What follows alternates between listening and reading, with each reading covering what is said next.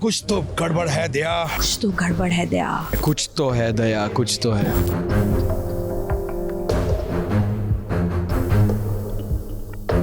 Obviously वो show की जान है। नहीं मरना चाहिए। शो की पहचान होती है तो वो तो वही है। यहाँ कुछ तो गड़बड़ है, जरूर कोई ना कोई गड़बड़। एसीपी जो आपने बोला वो नहीं जाने चाहिए। I would not want to see him गो।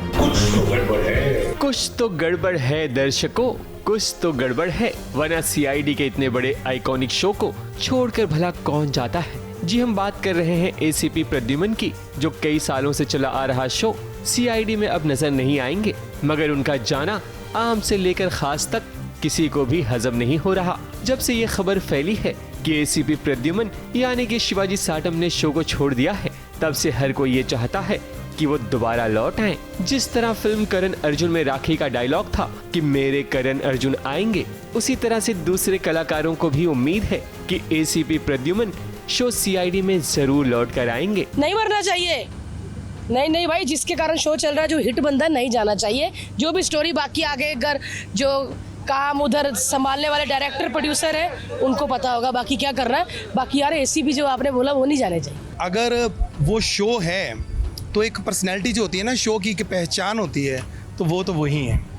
तो मुझे नहीं लगता कि भी उनका अगर वो ना हो तो मुझे तो लगता है कि वो मज़ा नहीं आएगा। चैनल वाले क्या सोचते हैं, कौन सा शो क्या बन रहा है क्या नहीं, लेकिन मैं अगर अपनी बात करूं तो मैं तो उनका बहुत बड़ा फ़ैन हूं कि जब वो आते हैं ना स्क्रीन पे, मतलब कुछ तो गड़बड़ है दया, कुछ तो गड़बड़, तो हमारा वो माहौल बन जाता है वो चीज़ का।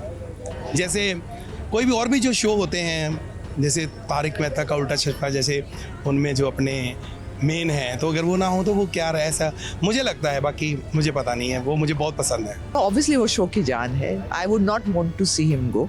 आई hope he changes his mind. बाकी देखते हैं। मैं सीआईडी बहुत देखती थी बचपन में, तो सीआईडी के सब फैन होते हैं, ऑफ कोर्स आप भी रहे होंगे। तो जो उसमें एसीपी प्रद्युमन का जो कैरेक्टर था वो बहुत ही फैसिनेटिंग था। मतलब जैसे ही वो स्क्रीन पे आते थे, स्क्रीन में एक जान सी आ जाती थी। और जो आइकॉनिक डायलॉग है उनका, जो सबको याद है, कुछ तो गड़बड़ है दया, राइट। तो वो सब चीज़ें ना बहुत मिस करने लगेंगे लोग। मुझे भी ऐसा लगता है, अगर मैं सीआईडी देखूंगी तो मुझे हमेशा ऐसा लगेगा कि यार कुछ मिसिंग है, कुछ मिसिंग है, इफ इज़ नॉट हेयर। तो यार फैंस के लिए तो बहुत ही बड़ी डिसअपॉइंटमेंट है ऑफ कोर्स कि वो अब ये कैरेक्टर नहीं करेंगे। एक मिस तो किया जाएगा उन्हें एसीपी प्रद्युमन को। इसका मतलब समझे दया दरवाज़ा तोड़ो, और वो ऐसे बहुत करते थे ना, माजरा क्या है, कुछ तो है दया, कुछ तो है, तो वो सब है। और ये वो कलाकार हैं जिन्होंने अपने नाम का लोहा मनवाया है, पर लगभग ये सभी शो सीआईडी को देखकर बड़े हुए हैं। ये एक ऐसा शो है जिसका चेहरा और मोहरा कोई और नहीं बल्कि एसीपी प्रद्युमन है। शेक्सपियर ने कहा था कि नाम में क्या रखा है, तो हम बता दें कि नाम में बहुत कुछ रखा है।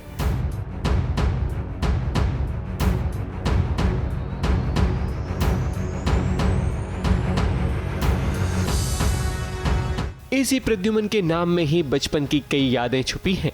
जो शख्स एसीपी प्रद्युमन का नाम सुनता है वो अपने बचपन में लौट ही जाता है, चाहे वो कलाकार हो या फिर उनके चाहने वाले। मुझे तो लग रहा है कि जब से हमने ये सुना है कि एसीपी प्रद्युमन जा रहे हैं, तब से ऐसा लग रहा है कि फिल्म का ना हीरो ही निकल गया है। केबीसी जैसे अमिताभ बच्चन जी के बिना इनकम्प्लीट है, वैसे ही सीआईडी इनकम्प्लीट है एसीपी प्रद्युमन के बिना। एंड आई रियली विश कि वो वापस आ जाए, क्योंकि बचपन से हम ये शो देखते आ रहे हैं and we love ACP Pradyuman. हम चाहते हैं कि एसीपी प्रद्युमन जल्दी से वापस आ जाए, क्योंकि शो के असली हीरो तो वही है। जब से हमें पता चला है हम फैंस को कि एसीपी प्रद्युमन शो छोड़ के चले गए, हम सब फैंस लोग बहुत निराश हो गए, और हम ये चाहते हैं कि एसीपी प्रद्युमन शो में जल्दी से वापस आ जाए। एसीपी प्रद्युमन को हम बहुत ही मिस कर रहे हैं। उनका जो डायलॉग है दया कुछ तो गड़बड़ है, वो बहुत ज़्यादा ही मिस कर रहे हैं। We really want him back in the show. आम हो या खास, हर कोई यही चाहता है कि एसीपी प्रद्युमन शो में लौट आए। अब देश की जनता तो यही चाहती है, मगर मेकर्स का क्या डिसीजन होता है वो तो वही बता पाएंगे। बस एसबीएस ने तो ये कोशिश की है कि हम जनता की बात आप तक पहुंचाएं, ताकि ये पता चल सके कि एसी प्रद्युमन की तोती अभी भी बोलती है। यहाँ कुछ तो गड़बड़ है, जरूर कोई ना कोई गड़बड़। मुंबई से शिवानी सिंह और स्नेहिल यादव के साथ एबीपी न्यूज रिपोर्ट।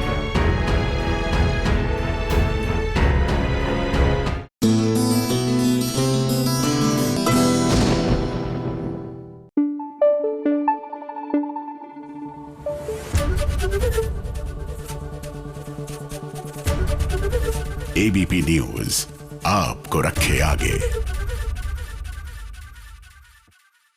वैसे खुश तो ये बहुत हो रहे हैं फिलहाल, लेकिन न जाने क्यों लगता है आगे जाके दुखी भी बहुत होंगे।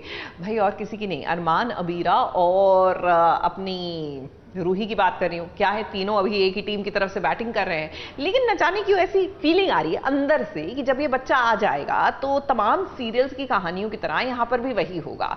जी हाँ, Ruhi might not want to give away the child, Abira naturally परेशान होगी, और अरमान जो है बिकॉज रूही के पास उसका बच्चा है तो थोड़ा सा झुकाव उधर आएगा, और वहीं पर दिल क्योंकि अबीरा के पास है तो एक वहां पर वो चक्की पीसिंग दोनों के बीच में एंड पीसिंग करते रह जाएंगे।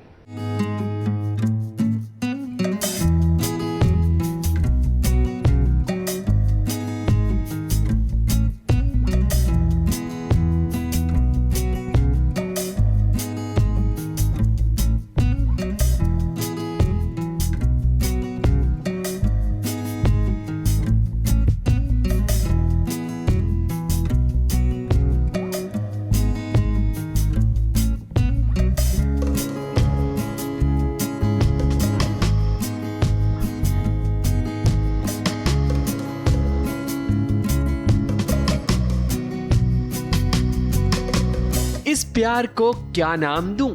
इश्क वाला लव, नहीं, रंग दे तो मोहे गेरुआ, नहीं, दो दिल मिल रहे हैं मगर चुपके चुपके। अरे ना बाबा ना। फिर आप ही बता दो कि इस प्यार को क्या कहें। ये है अरमान अबीरा का दफ्तर वाला लव। अब वकालत तो अदालत में चलती रहेगी, मगर जब वक्त मिलेगा अरमान और अबीरा को थोड़ा रोमांस करने का तो वो वक्त हाथ से जाने नहीं देंगे। अब इतना ड्रामा चलता है कि इनका रोमांस कहीं पीछे छूट जाता है, मगर अरमान इज वेरी स्मार्ट ब्रो। उसे मौका मिलता है तो वो प्यार का पल निकाल ही लेता है। वो बात अलग है कि इसी बीच अबीरा अरमान का कोट निकलवा देती है, क्योंकि ये कोट किसी और का नहीं बल्कि रोहित का है। अरमान की माँ विद्या चाहती है कि अरमान कोर्ट जब जाए तो वो रोहित का ही कोट पहने। इससे अरमान में रोहित नजर आता है, मगर अरमान का कंधा इस बोझ को नहीं संभाल पाता। अबीरा को भी थोड़ा सा अनकंफर्टेबल होना शुरू हो गया है वो, जब मैं कोट पहनकर इस सीन के अंदर आता हूँ और वो मेरा कोट उतार भी देती है कि तुम अरमान ही हो, तुम रोहित नहीं हो। तो और अरमान को काफ़ी अच्छा लगता है वो जो बोझ उसके कंधे से उतरता है कि क्यों मुझे रोहित कहा जा रहा है, मैं अरमान हूँ। तो वो भी एक सिंबॉलिक डायलॉग है जहाँ पर अबीरा उसके कंधे से वो कोट उतारती है कि अगर तुम इसमें कंफर्टेबल नहीं हो तो तुम रिलैक्स्ड रहो। अरमान अबीरा जब साथ होते हैं तभी अचानक रूही और अरमान की माँ विद्या भी आ धमकती हैं। इससे रूही को भी अरमान में रोहित महसूस होने लगता है। खैर, अबीरा से खास मिलने दादी साहब भी पहुंची हैं, क्योंकि अबीरा तो उन्हें एक आंख नहीं भाती। अब दादी साहब को अबीरा के नाम से भी चिढ़ होने लगी है। उन्हें लगता है कि आखिर अबीरा अपने नाम के आगे शर्मा की जगह पोदार क्यों नहीं लगाती। दादी साहब तो उसको बिल्कुल ही टॉलरेट नहीं कर पाती है। उनको लगता है कि इसने अभी तक अपना सरनेम भी नहीं बदला है। एंड अबीरा कैरेक्टर ही ऐसा है ना जो दादी साहब की सारे जितने भी सिद्धांत हैं उनको चैलेंज करती है। सरनेम नहीं बदलना और हर जगह पे अपनी आवाज़ उठाना। तो उनका रिश्ता वैसा ही, जहाँ पे वो उसके साथ बैठ के उनकी 1-on-1 बात भी होती है, कुछ ऐसी खतरनाक वाली जो तो मैं तो नहीं सुन पाता। कुछ चीज़ें बिखर रही हैं तो कुछ चीज़ें सिमटने भी लगी हैं, जैसे अरमान और उसकी माँ का रिश्ता। विद्या जब कुछ नहीं खाती है तब अरमान उन्हें अपने हाथों से खाना खिलाता है। अभी रोहित को गए हुए कुछ ही दिन हुए हैं, तो अरमान अब जब वापस आ गया है घर पे तो वो देखता है कि विद्या जो है, माँ जो है, उदास है, सब जगह रोहित को ही देख रही है कि रोहित दिख जाए। तो वो एक होता है ना कि मैं बेटा हूँ, मेरी जिम्मेदारी है, मैं माँ को खाना खिलाता हूँ, वो खा नहीं रही है खाना, तो खिलाता है। तो यहीं पर विद्या एक गिफ्ट लेकर आती है और उसे बोलती है कि ये गिफ्ट मैंने रोहित के लिए लिया था, उसके जन्मदिन में गिफ्ट करने के लिए, तो अगर तू इसे एक्सेप्ट कर लेगा ना तो मुझे लगेगा कि जैसे रोहित ने ये गिफ्ट ले लिया है। अरमान और अबीरा के लिए आगे चलकर बड़ी मुसीबत आने वाली है, जिसके कारण उनका रिश्ता भी खराब हो सकता है, जिसकी अपडेट हम आपको जरूर देंगे, सिर्फ यहाँ और कहाँ। मुंबई से विशाल सिंह के साथ एबीपी न्यूज रिपोर्ट।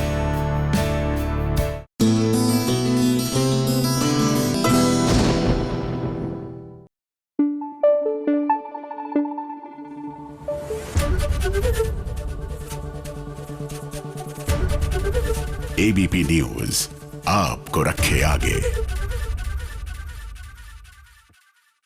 भाई सचिन और साइली, इनकी प्रेम कहानी बस उड़ान भर ले और हमें इनके रोमांस के पल देखने को मिल जाए लाइफ में, और क्या चाहिए। फॉर दैट मैटर व्यूअर्स को और कुछ नहीं चाहिए। जी हाँ, जो सीरियल के लीड्स होते हैं उनकी प्रेम कहानी देखने के लिए तो हम साथ में जुड़ते हैं, और देखने को मिल जाए तो बस और क्या चाहिए।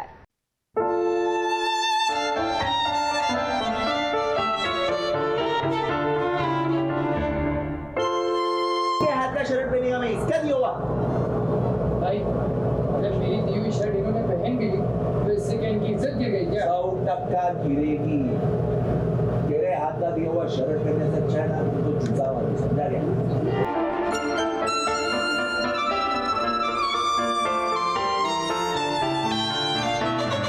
वो सचिन जीजू सचिन जावई बापू जीजू।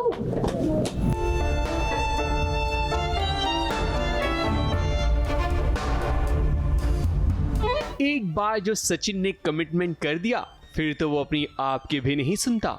सचिन गरीब भले ही है, लेकिन सचिन जहाँ खड़ा होता है वहीं से ईमानदारी की लाइन शुरू होती है। और ये बात साइली के भाई दिलीप को ये बात समझ जानी चाहिए। सचिन ने अपनी एनिवर्सरी के मौके पर साइली के साथ अपनी ससुराल आया है, मगर उसने जो शर्ट पहनी है वो किसी और ने नहीं बल्कि साइली के भाई ने अपने पैसे से खरीद कर दी है। और ये बात जब सचिन को पता चलती है तब वो शर्ट निकाल कर गुस्से से चला जाता है। तेरे हाथ का दिया हुआ शर्ट पहनने से अच्छा है ना तो जूता वाली, समझा गया?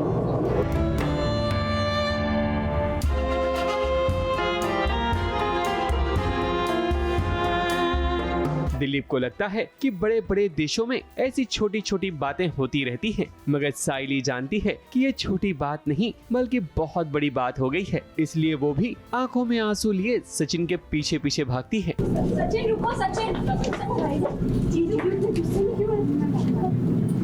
बाड़ू शर्ट लेकर आया होता है। वो हमें घर आकर पता चलता है कि वो शर्ट खरीदी हुई और चॉइस ऑफ बाइंग बाड़ू ही था। सचिन को बहुत गुस्सा आता है। मैं और सचिन सालगिरह मनाने के लिए आए थे घर पर, बाबा का आशीर्वाद लेने, आई का आशीर्वाद लेने, बट थिंग्स टर्न्ड अराउंड और अलग ही गुस्सा हो जाता है सचिन की बाड़ू शर्ट लेके आया। अगर मेहनत के पैसे से लाता खरीद के तो समझता, बट चोरी के पैसे हैं जो कि सिर्फ सचिन को पता है। मैं आई जूही हम सब बहुत ही स्ट्रेस्ड आउट है कि क्यों ऐसा बिहेव कर रहा है सचिन। गुस्से में आकर उसने शर्ट निकाल दी, घर पे फेंक के निकल गया घर से बाहर। तो सचिन और साइली जब घर पहुंचते हैं तब उसकी माँ दोनों की पहले नजर उतारती है ताकि इन पर किसी की काली नजर ना पड़े।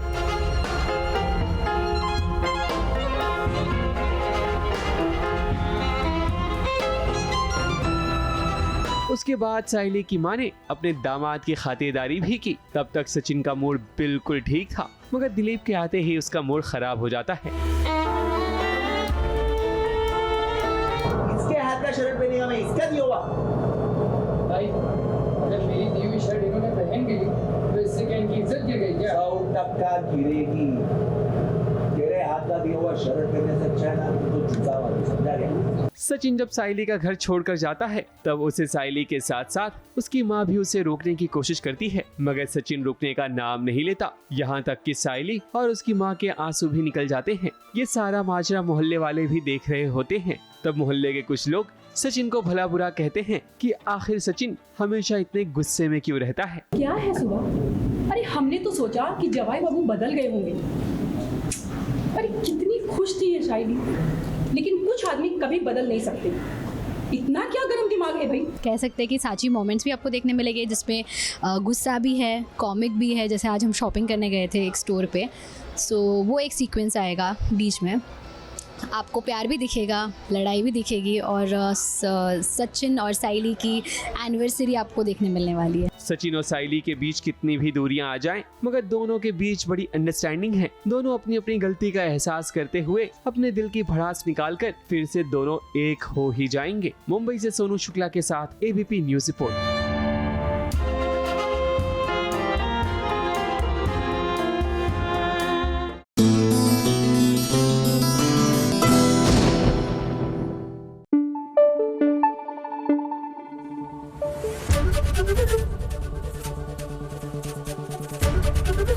एबीपी न्यूज आपको रखे आगे। चलिए एक और ओपन पोल लेते हैं। मेरे को बड़ा मजा आता है ये सब करने में। क्या है ना कि जस्ट फॉर फन करते हैं, क्योंकि आपके और हमारे इस ओपन पोल से कोई फर्क नहीं पड़ने वाला है। लिखने तो वही कहानी वाले हैं जो कहानी लिखना चाहते हैं, राइटर्स। वेल, बात हम गुम है किसी के प्यार की बात कर रहे हैं, और तेजस्विनी और नील, क्या लगता है इनकी लव स्टोरी ये लोग स्टार्ट कर देंगे? आपको और हमें इनकी केमिस्ट्री देखने को मिलेगी, या फिर इन दोनों के बीच में ज्यादा टेंशन, घर वालों की साजिशें, यही देखते रह जाएंगे फॉर सम टाइम आप और हम। ये लड़की यहाँ क्या कर रही है? ये इस घर की बहू कब से बन गई? ऐसा स्वागत करो याद है।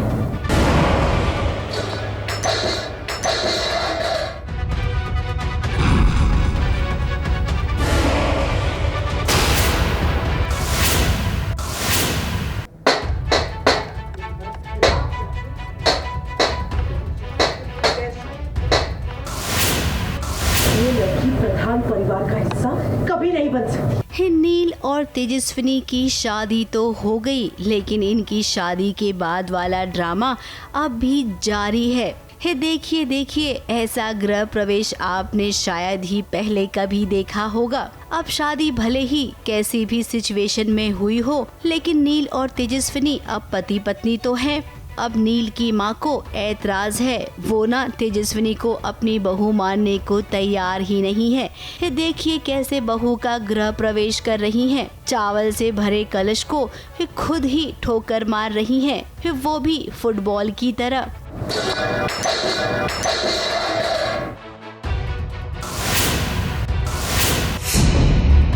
हाँ, वो पहले डिस्ट्रिक्ट लेवल खेलती थी, फिर 2-3 साल से उनकी प्रैक्टिस छूट गई, तो आज उन्होंने देखा, फाट दिया, एक गोल मारा पेनल्टी और वो जीत गई। यार उनको ऑब्वियसली नहीं पसंद है तेजस्विनी, और वो गृह प्रवेश में जूही को एक्सपेक्ट कर रही थी और देखा तेजस्विनी है तो गुस्सा हो गई, और उनका फ्रस्ट्रेशन उन्होंने हर चीज़ पे निकाला। थाली पटकी और किक किया कलेश किया कलश को किक मार के। हमारी मौसी को, लीना मौसी को फुटबॉल खेलना बहुत पसंद है। अभी उन्होंने जोर की लात एक कलश को मारा है, और वो कलश उड़ते उड़ते तेजस्विनी के पैरों में गया है। अब तो भाई it's on, the war is on. अब मैं आग में घी भी डालूंगा, तेल भी डालूंगा।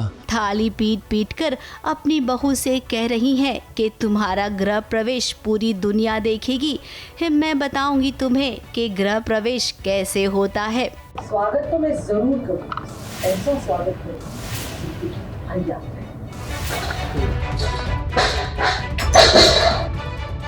अब तेजू वैसे ही इतनी सारी मुसीबतों की मारी है। नील बेचारा चाहकर भी कुछ नहीं कह पाता है, और यहाँ पर ऋतुराज, जिससे ये उम्मीद नहीं थी, उसने आग में घी डालने का काम किया है। यहाँ पर वो कह रहा है कि जूही से उसकी बात हुई है।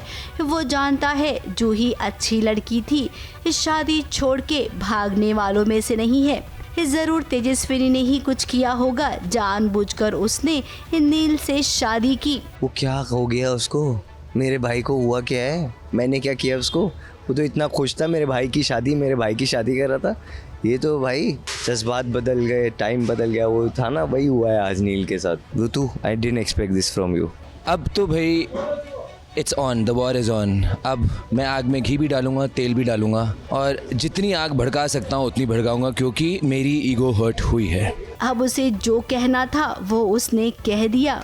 तेजस्विनी को लेकर दिल में भड़ास थी, सो उसने बदला कुछ ऐसे निकाला। अब परिवार के तमाम लोग यहाँ पर खड़े हैं, लेकिन मजाल है कि कोई इस ड्रामे को रोक सके। अब वो भी जानते हैं कि ड्रामा जितना होना है अभी ही हो ले। रोज रोज के ड्रामे भला किसे बर्दाश्त होंगे। वैसे हम परिवार वालों को बता दें कि ड्रामा तो अब हर दिन होगा, क्योंकि बिना ड्रामे के इस सीरियल में मजा नहीं आता है। जैसे खाने में नमक स्वाद अनुसार चाहिए होता है ना, ये ठीक वैसे ही सीरियल में हर रोज ड्रामा हद से ज्यादा अच्छा लगता है। ABP news report.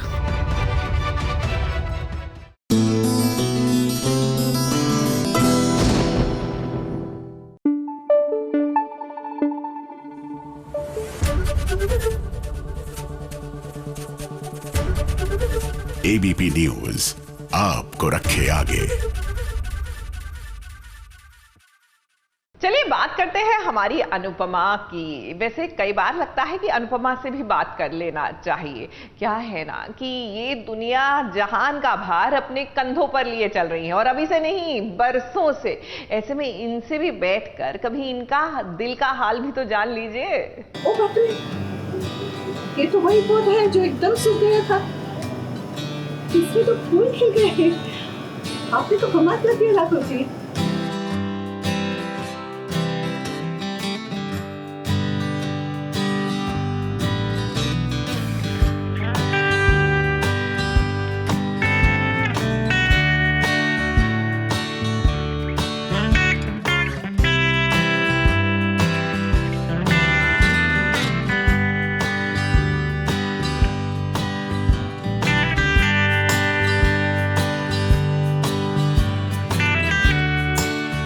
अच्छे इंसान के साथ हमेशा अच्छा होता है।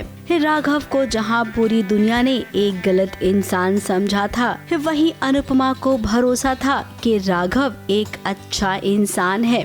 अब देखिए ना, अनुपमा की रसोई में राघव को जगह मिली है। उसने खुद एक खाना डिलीवरी करने की जिम्मेदारी ली है। कुछ ही दिनों में अनुपमा की रसोई में वो इतना घुल मिल गया है कि अब यहाँ का माहौल ही बदल गया है। अब अनुपमा भी हैरान है राघव में इतना सारा बदलाव देखकर। कुछ दिनों पहले ये पौधा पूरा सूखा हुआ था, लेकिन राघव ने इस पौधे की इतनी देखभाल की कि देखिए आज पौधे में फूल भी आ गए हैं। अब इससे इंसान की नीयत समझ में आती है कि वो कितना कुछ करना चाहता है। और अनुपमा को तो हम सब जानते हैं। अपनी जिंदगी में जब जिसने आगे बढ़ना चाहा, अनुपमा ने उसका साथ दिया। ये पौधा सूख गया था और उसमें फूल आ गए हैं, because Raghav is taking care of the entire kitchen and आसपास जो भी चीज़ें हैं, तो वो जाके उनको दिखाता है कि देखिए इसमें फूल आ गए, उनको गिफ्ट करता है बेसिकली वो। एंड शी इज शॉक्ड कि इसमें फूल कैसे आज राघव पर उसे भरोसा है।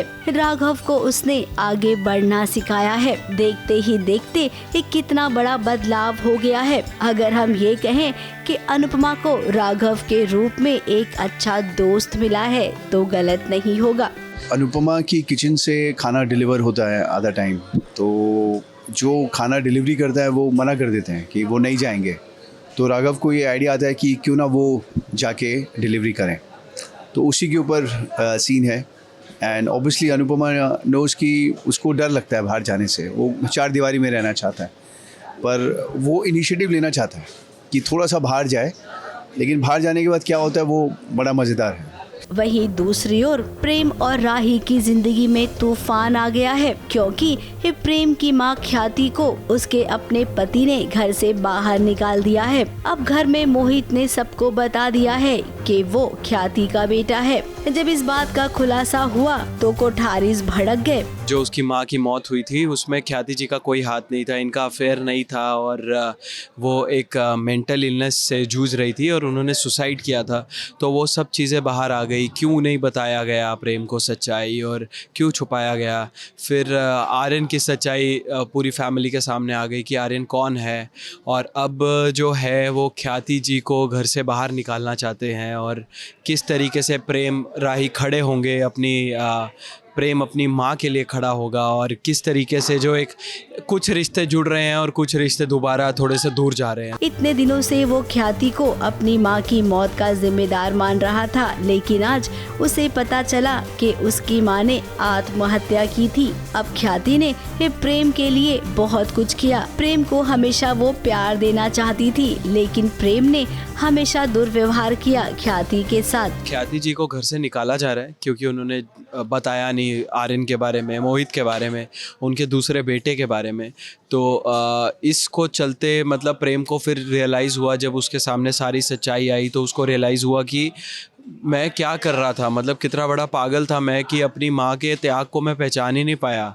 और अपनी माँ के कितनी कोशिश कर रही थी वो मुझे, मैं हर चीज़ से पर्दा था मेरे आंखों के सामने, वो खुद मैंने ही रखा था एक तरह से गलतफहमी के चलते। तो यही था कि अभी वो है कि भाई अब मैं अपनी माँ को इस घर से जाने नहीं दूंगा। अभी जो हो गया है सबको सब पता चल गया है, तो अब सब साथ में रहो, माँ को घर से नहीं। अब गिले शिकवे दूर हो गए हैं। प्रेम का कहना है कि अगर इस घर में मेरी माँ के लिए जगह नहीं है तो मैं भी नहीं रहूँगा। प्रेम के साथ साथ राही ने भी घर छोड़ दिया है। और अनुपमा की बात करें तो अनुपमा सच की मूरत है, वो भला पीछे कैसे रह सकती है। गलत कर रहे हैं आप लोग, बहुत बहुत बहुत गलत कर रहे हैं आप शादी करने के साथ में। आप लोग ऐसे कर रहे हैं जैसे आप लोगों ने कभी जीवन में कोई गलती की ही नहीं है। कुछ तो ऐसा होता है जिस वजह से प्रेम जो है ख्याति की साइड लेता है for the very first time and he stands up for her. तो इसी वजह से तो है जब घर से भी मैं जा रही हूँ तो राही और अनुपमा जी के साथ साथ प्रेम भी है जो कि मेरा साथ दे रहा है। अब यहाँ से ये बहुत अलग अलग रास्ते खुलेंगे। हर किसी की जिंदगी में नया परिवर्तन आएगा और उम्मीद करते हैं कि इस नए परिवर्तन से टीआरपी में भी उछाल आए। ABP news report.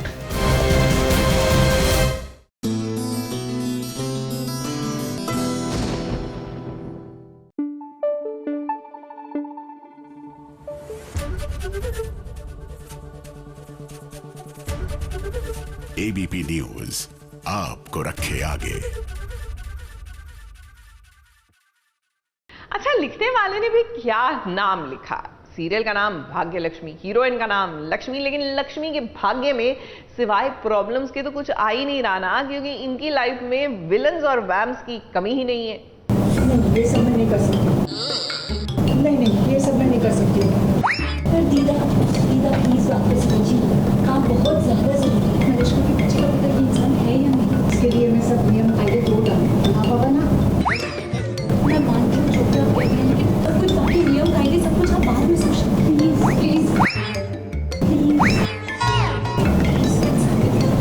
मैं जिंदगी भर कैसा भी प्लीज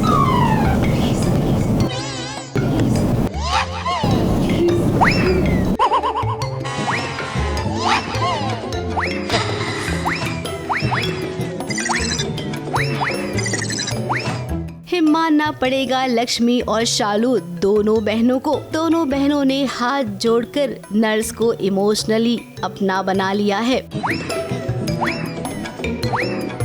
और देखिए, नर्स तैयार हो गई है बलविंदर का डीएनए टेस्ट करवाने के लिए।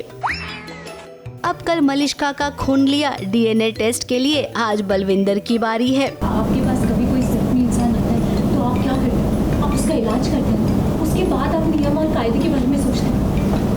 कैसे ही समझ पूछो आप लक्ष्मी को जोड़ो यार, तुम लाइफ के बारे में कुछ पूछो, क्या चल रहा है। लक्ष्मी ऐसे ध्यान रखता ही नहीं है। कह रहा पसीने से अच्छा कुछ नहीं है दुनिया में, उससे अच्छा फेशियल कोई नहीं है। गर्मी आगे मैं कहूँगा जितने कम कपड़े पहन सके कपड़े पहने, जिम जाइए, मेहनत कीजिए, बॉडी बनाइए। और भैया के चले में यार टोटली हाँ थैंक यू। अरे बस भाई बंद करो यार, ओ भाई। वहीं दूसरी ओर इसी अस्पताल में ऋषि और आयुष भी पहुंच गए हैं। अब मम्मी जी की तबीयत अचानक से खराब हो गई। पूरे शहर में एक ही तो अस्पताल है, तो देखिए इसी अस्पताल में एक तरफ शालू और लक्ष्मी तो दूसरी तरफ आयुष और ऋषि हैं। एक पल के लिए आपको ऐसा लगेगा कि बस दोनों अभी मिल ही जाएंगे, लेकिन भाई सीरियल में तो जब जब आपको ऐसा लगे ना कि बस अभी ये होने ही वाला है, वो तो बिल्कुल नहीं होता है। बीच में पर्दा आ गया और ये दोनों एक दूसरे को देख नहीं पाए।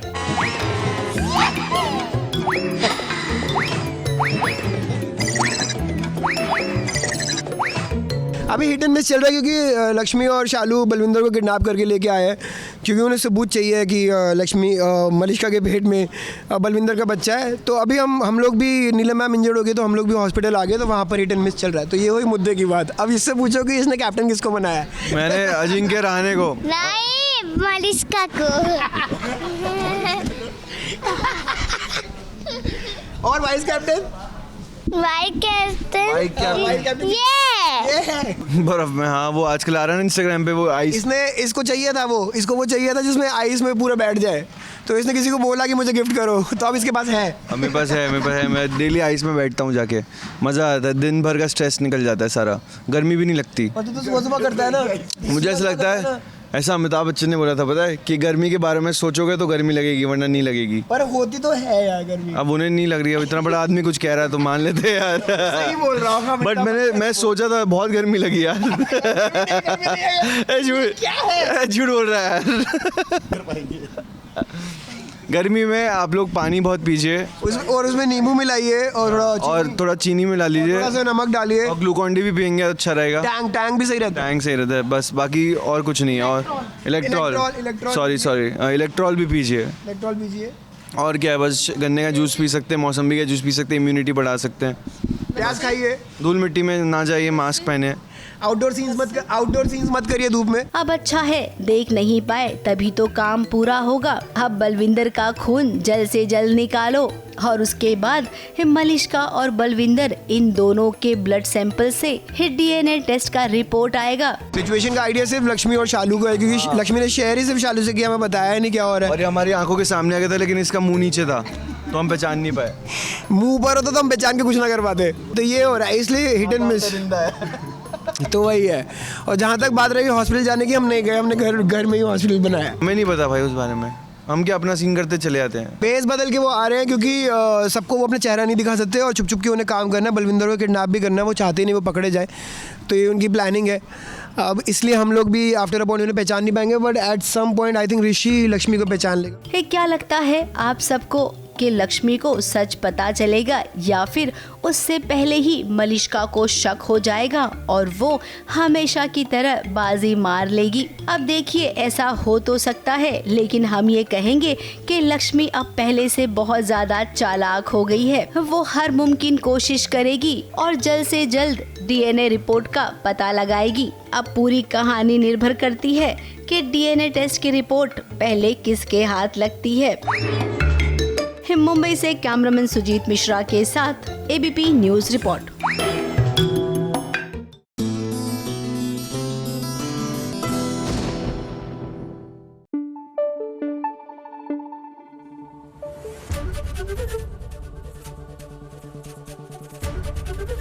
ABP न्यूज आपको रखे आगे।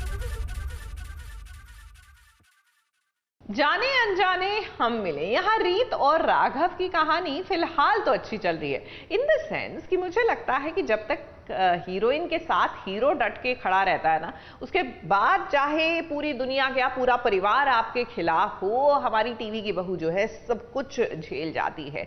सो for the time being, and I don't want to jinx it, इन दोनों के बीच में कम से कम कंपैटिबिलिटी तो अच्छी ही है। आप मेरे पापा के बारे में क्या जानते हैं? उसने जेल में आत्महत्या नहीं की थी, उसका खून कर दिया गया था।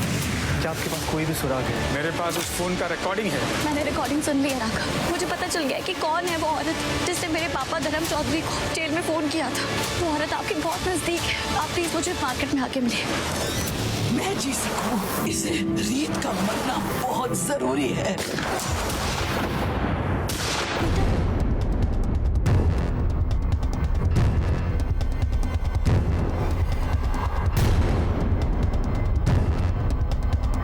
रीत और राघव के साथ सब कुछ तो अच्छा चल रहा था। अभी अभी तो इन्हें मौका मिला था एक दूसरे को समझने का और एक दूसरे पर प्यार बरसाने का, लेकिन अब राइटर साहब ने पुरानी कुछ कहानी रीत के सामने लाने की सोची है। अब रीत के पापा को इस दुनिया से गए बरसों हो गए हैं। तक रीत और उसके परिवार को यही लग रहा था कि उसके बाबा ने जेल में आत्महत्या कर ली है, जबकि उन्होंने आत्महत्या नहीं बल्कि उनका मर्डर किया गया था।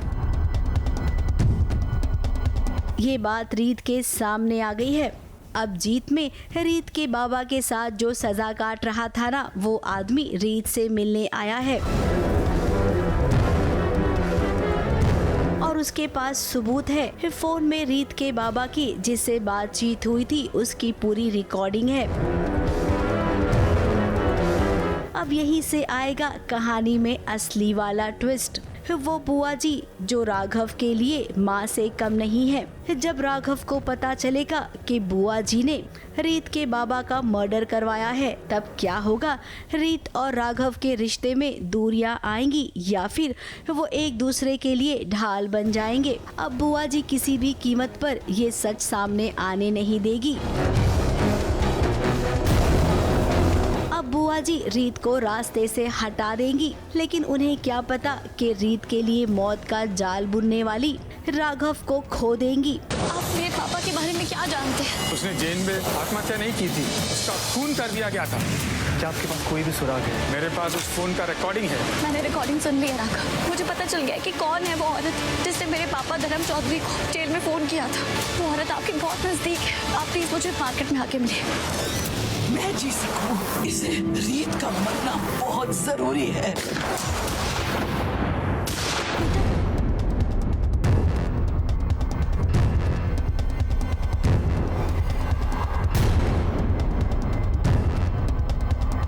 प्रोमो में तो कुछ ऐसा ही दिखा है कि गोली रीत को नहीं बल्कि राघव को लग गई है। अब राघव की जान रीत बचाएगी, एक बार नहीं बार बार, और इसी के साथ बुआ जी का पर्दा भी बहुत जल्द फाश हो जाएगा। ABP news report. आप मेरे पापा के बारे में क्या जानते हैं? उसने जेल में आत्महत्या नहीं की थी, उसका खून कर दिया गया था। क्या आपके पास कोई भी सुराग है? मेरे पास उस फोन का रिकॉर्डिंग है। मैंने रिकॉर्डिंग सुन ली है राघव। मुझे पता चल गया कि कौन है वो औरत जिसने मेरे पापा धर्म चौधरी को जेल में फोन किया था। वो औरत आपके बहुत नजदीक है। आप प्लीज मुझे मार्केट में आके मिलिए। मैं जी सकूं, इसे रीत का मरना बहुत जरूरी है।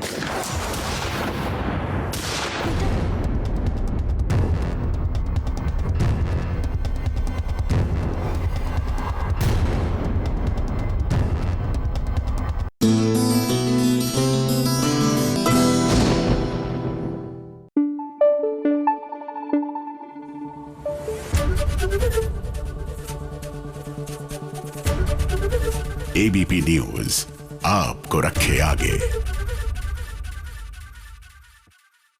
कभी कभी मेरे दिल में ख्याल आता है कि जी हमारे बच्चे भी बड़े हो जाएंगे, लेकिन तब भी परी, राजीव और नीति के बीच की ये जो भागम भाग है ये खत्म ही नहीं होगी। ज्यादातर सीरियल्स में ऐसा ही लगता है, क्योंकि वो जो एक ट्रैक पकड़ते हैं शुरुआत में, एक हीरो हीरोइन और एक वैम्प, भैया कहानी शुरू से अंत तक इन्हीं तीनों के इर्द गिर्द ही तो मंडराती रहती है।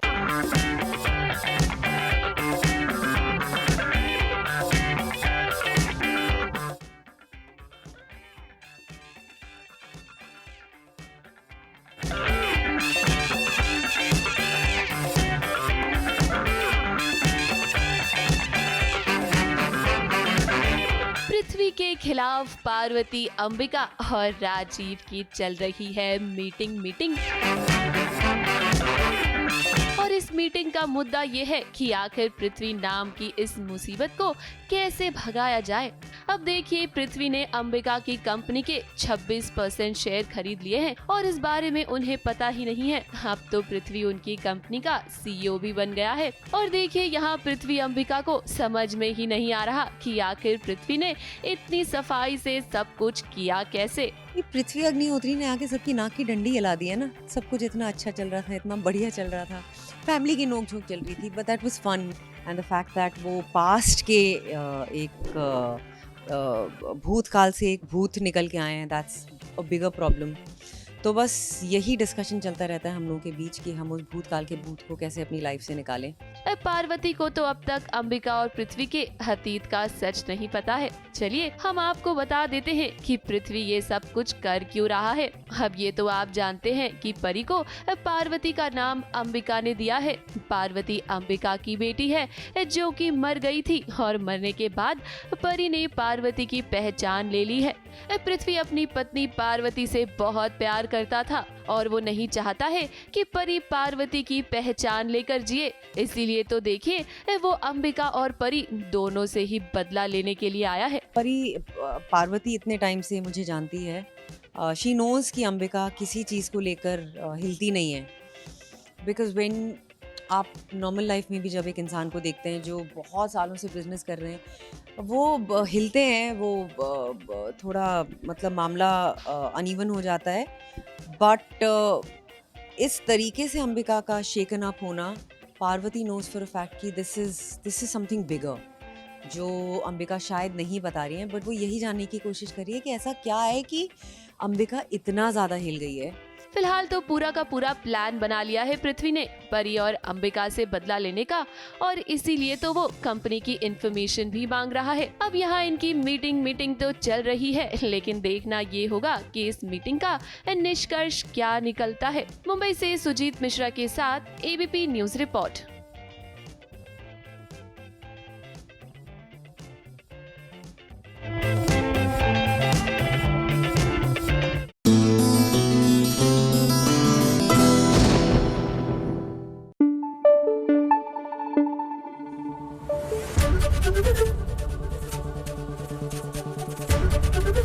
एबीपी न्यूज आपको रखे आगे। अच्छा, माना कि सीरियल्स की दुनिया में आमतौर से ऐसा होता है कि हीरो हीरोइन की जोड़ी बनाई जाती है, इनकी लव स्टोरी की शुरुआत होती नहीं है कि रोड़े पाए जाते हैं, लेकिन पुअर सुमन इंदौरी, इनकी लाइफ में तो लव स्टोरी की शुरुआत ही नहीं हुई ना, क्योंकि इनकी शादी ही गलत नोट पर शुरू हुई। ये सोच रही थी कि शी वाज इन लव और ये शादी जो है बिल्कुल सही रीजंस की वजह से हो रही है, लेकिन नहीं, यहाँ पर तो शुरू से ही एक दिखावा था, एक छल था। बहरहाल हर मुसीबत के लिए हमारी सुमन 2.0 तैयार है।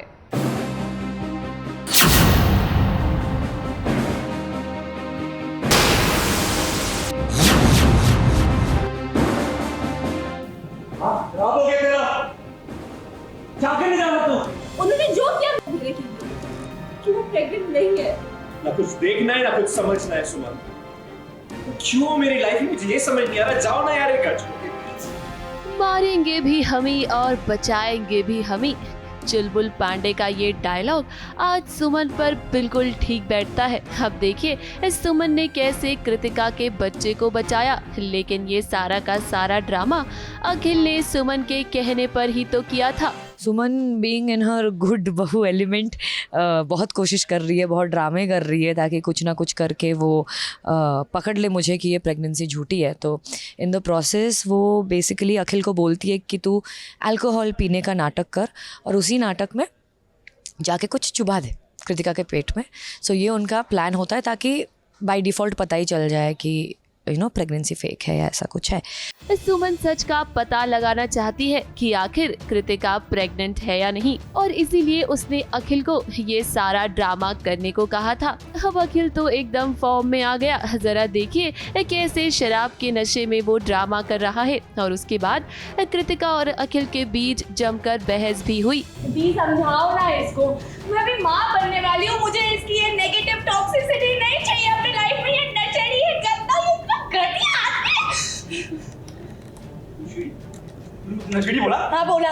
बोला? हाँ बोला। तो तेरी नशेड़ी का नाम क्या देखा? तेरी तो क्या करे, पागल हो गया। और फाइनली जो अखिल ने किया उससे सभी शॉक रह गए, लेकिन भला हो सुमन का, उसने वक्त रहते सब कुछ संभाल लिया। सुमन ही होती है जो आके फाइनली कृतिका को प्रोटेक्ट करती है, because Suman is Suman, she is a nice person. चाहे कितनी भी दुश्मनी हो, कुछ भी हो जाए, अगर उसको जेन्युइनली कुछ ऐसा लगता है कि जिसमें सच्चाई है, वो इस चीज़ को ऑब्वियसली सपोर्ट करती है। ये सब कुछ जो सुमन ने किया है ना, उससे तीर्थ बहुत ज़्यादा नाराज है और इसीलिए वो चाहता है कि सुमन यहाँ से चली जाए। क्यों मेरी जिंदगी में इस घर में, जाओ ना छोड़ के, चली क्यों नहीं जाती? और भी तो देखिए कृतिका, आप भूल गई हैं कि सुमन तीर्थ की पत्नी है और वो ना आपको अच्छे से सबक सिखाने वाली है।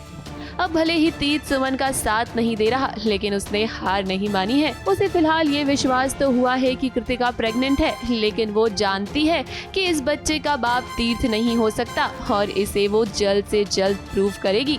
मुंबई से सोनू शुक्ला के साथ ABP news report.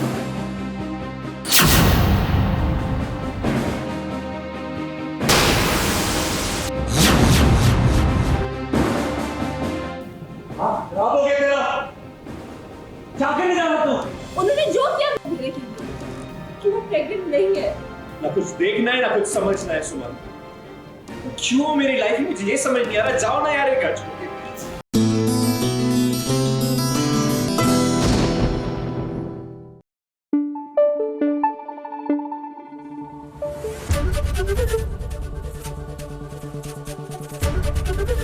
ABP news आपको रखे आगे। अच्छा, एक बात माननी पड़ेगी, टेलीविजन वाली जो शादियां होती है ना, वाह मजा आ जाता है। मतलब लाइफ में अगर हर शादी इतनी ग्रैंड, इतनी मजेदार, मसालेदार हो, इतनी भव्य हो तो क्या बात हो। लेकिन बजट भी कोई चीज होती है ना, इनके पास ज्यादा होता है, हमारे पास कम होता है। बहरहाल इसलिए मैं शादी की बात कर रही हूँ क्योंकि हम जाने वाले हैं शादी के फंक्शन को अटेंड करने, क्योंकि वसुधा में हो रही है हल्दी सेरेमनी।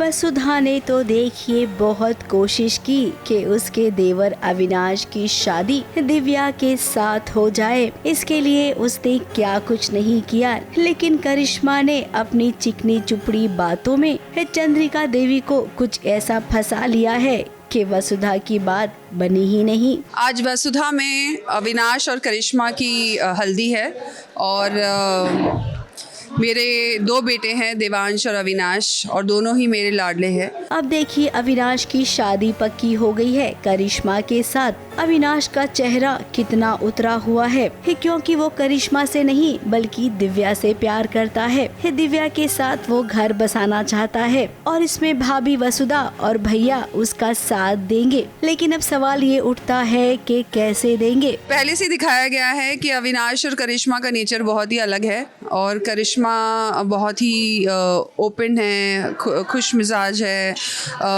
डिफरेंट अपब्रिंगिंग से आती है, और अविनाश थोड़ा सा बिगड़ा हुआ शहजादा है जो अभी सुधर गया है, लेकिन किस वजह से सुधर गया है ये रीज़न उसकी मासा को पता नहीं। चंद्रिका माँ तो बहुत खुश है, लेकिन कहीं न कहीं उन्हें अविनाश के चेहरे पर उदासी नजर आ रही है। अब वो कोशिश नहीं कर रही हैं ये जानने की कि आखिर उनके दिल का टुकड़ा इतना उदास क्यों है। एक माँ के तौर पर मैं बहुत ही खुश हूँ कि पहली शादी है इस घर में और शादी का फंक्शन है, लेकिन मैं नोटिस कर रही हूँ सीन में कि अविनाश बहुत उदास सा है और एक माँ जानना चाहती है कि इतनी खुशी के मौके पर उसका बेटा उदास क्यों। वहीं करिश्मा कुछ ज्यादा ही एक्साइटेड लग रही है। वसुधा का तो मन कर रहा है कि करिश्मा का हाथ पकड़े और यहाँ से बाहर निकाल दे, लेकिन वो क्या करे, ऐसा अभी वो कर नहीं सकती है। हल्दी के फंक्शन में नाच गाने का भी बंदोबस्त था, जहाँ पर करिश्मा डांस करते करते कुछ ज्यादा ही एक्साइटेड हो गई थी।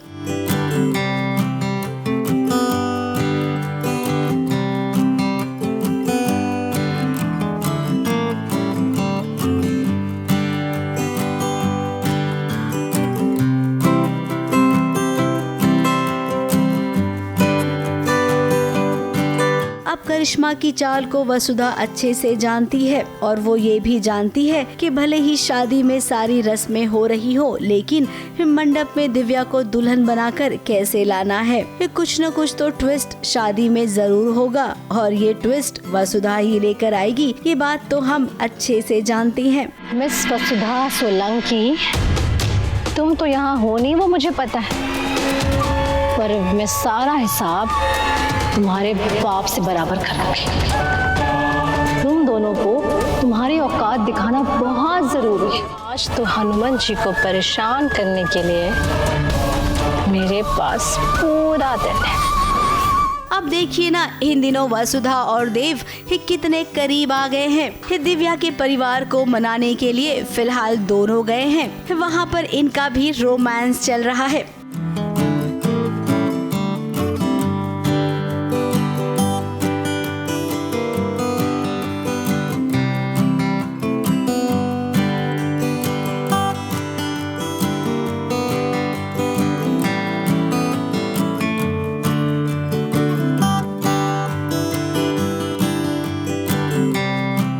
इसी के साथ हम ये भी जानते हैं कि वसुधा का आगे प्लान क्या है, लेकिन अभी हम आपको बताएंगे नहीं। वो क्या है ना, इस सीरियल देखने का एक्साइटमेंट हम खत्म नहीं करना चाहते हैं। मेहंदी, हल्दी और फिर शादी, बहुत बड़े बड़े ट्विस्ट आने वाले हैं, लेकिन क्या होने वाला है ये हम आपको नहीं बताएंगे। इसके लिए आपको देखना पड़ेगा हमारा एपिसोड।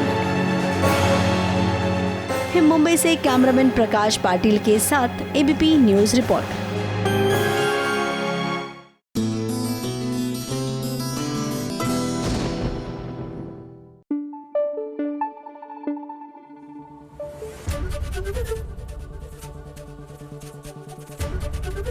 एबीपी न्यूज आपको रखे आगे। वैसे जो भी कहिए, इस सीरियल का नाम मुझे बहुत अच्छा लगता है, राम भवन।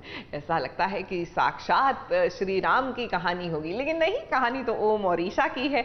और इस नव विवाहित जोड़े की लाइफ में जहां ढेर सारी जगमगाहट है, वहीं क्योंकि एक टीवी की सीरियल की कहानी है, तो जाहिर सी बात है कि साजिशें करने वाले ज्यादा दूर नहीं, घर में ही है।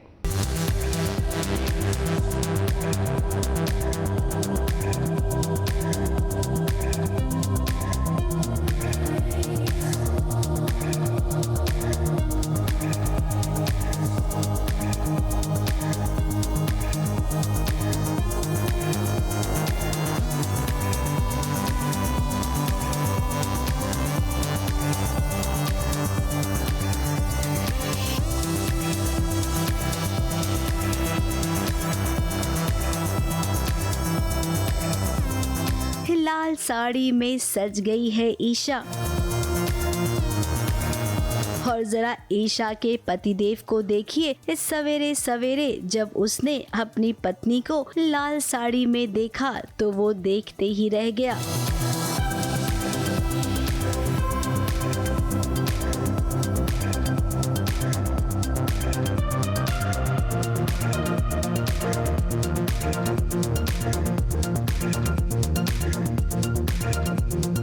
अब ईशा का कहना है कि रूल बुक के हिसाब से घूरना अलाउड नहीं है। अरे भाई ईशा, तुम्हें घूर कौन रहा है? ओम तो तुम्हें प्यार से देख रहा है, क्योंकि उसकी माँ की इस लाल साड़ी में तुम बहुत ही खूबसूरत लग रही हो।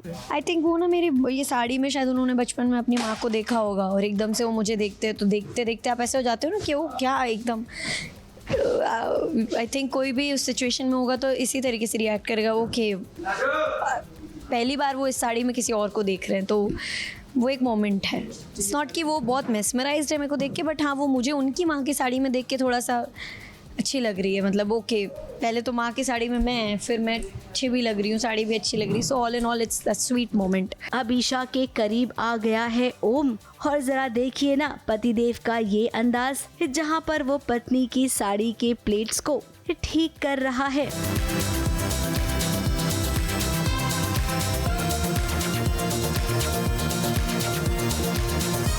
भाई वाह, पति हो तो ऐसा, एक नजर में ही पता चल गया कि पत्नी की साड़ी में कुछ तो गड़बड़ है। अब राइटर साहब ने ओम और ईशा की शादी तो करवा दी है, तो शादी के बाद ये जिम्मेदारी भी तो बनती है कि भाई पति पत्नी को करीब कैसे लाया जाए, उनके बीच रोमांस कैसे क्रिएट किया जाए। तो ये एक अच्छा एक्सपेरिमेंट था। इसी के साथ जब लाल साड़ी में ईशा बाहर आई, तब उसका सामना गायत्री भाभी से हुआ।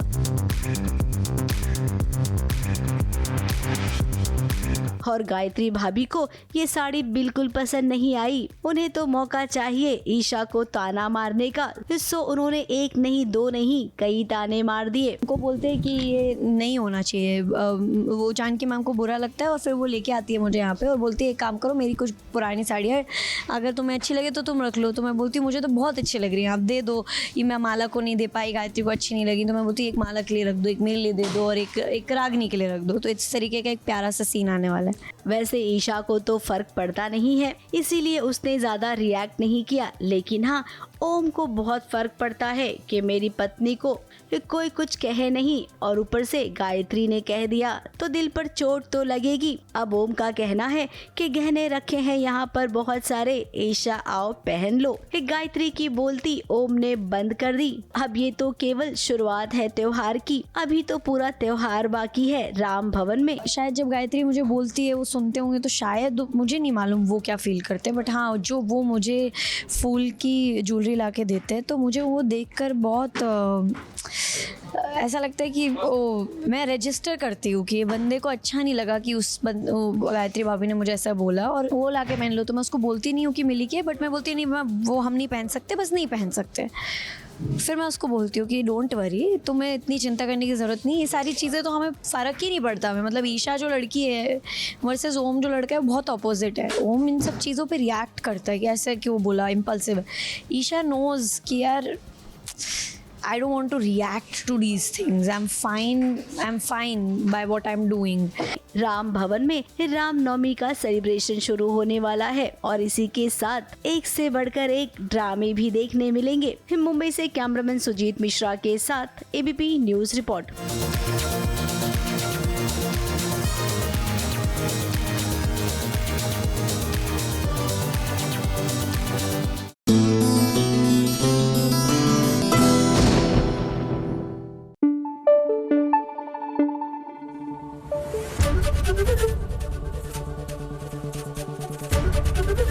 एबीपी न्यूज आपको रखे आगे।